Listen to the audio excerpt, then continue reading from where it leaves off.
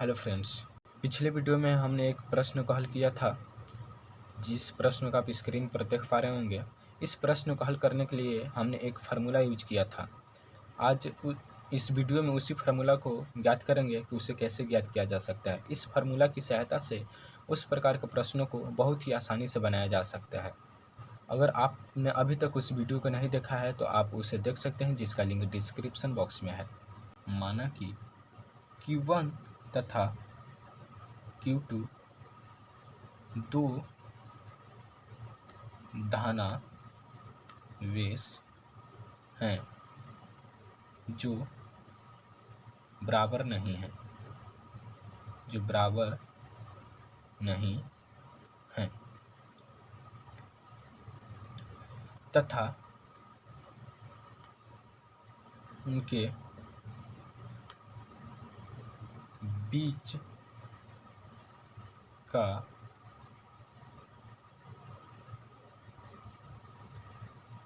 उदासीन बिंदु n है और Q1 तथा n के बीच की दूरी r1 तथा Q2 और n के बीच की दूरी r2 है। अब हम डायग्राम बना लेते हैं। मान लेते हैं कि यहाँ पर Q1 है और यहाँ पर Q2 है। साथ में हम मान लेते हैं कि जो Q1 है वो Q2 से बड़ा है। तो हमने पिछले वीडियो में देखा था कि जो उदासीन बिंदु n होता है वो Q2 के तरफ होता है, मतलब कि जो छोटा आवेश होगा उसके तरफ होता है n। तो अब हमने दूरी माना था, पहला दूरी Q1 से n तक के बीच की r1, और फिर हमने माना है r2 जो n से Q2 के बीच की है। तो हमने पिछले वीडियो में यह भी बताया था कि जो यहाँ पर अगर कोई आवेश लाया जाता है, मान लिया कि यहाँ पर Q0 कोई आवेश लाया जाता है, तो इस पर Q1 के द्वारा लगाया गया बल और Q0 पर Q2 के द्वारा लगाया गया बल दोनों बराबर होता है। तो हम कूलॉम नियम से देखते हैं। कूलॉम नियम से Q0 पर Q1 के द्वारा लगाया गया बल, इसको मान लेते हैं हम F1। तो 1/4 pi epsilon not into Q1 into Q0 बटा R1 का स्क्वायर। इन दोनों के बीच की दूरी कितनी है? R1। Q0 यहाँ पर हम रखेंगे, R1 हो गया। इसको मान लेते हैं हम समीकरण पहला।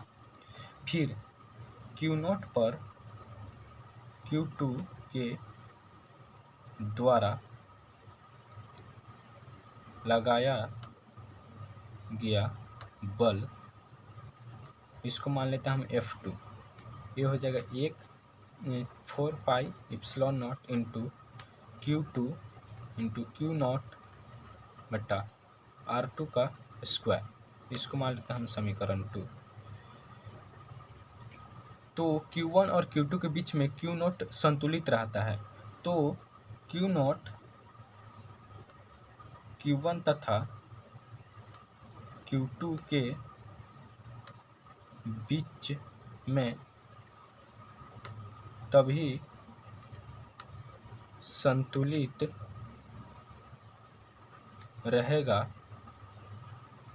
जब उस पर लगने वाला बल का मान बराबर हो। अर्थात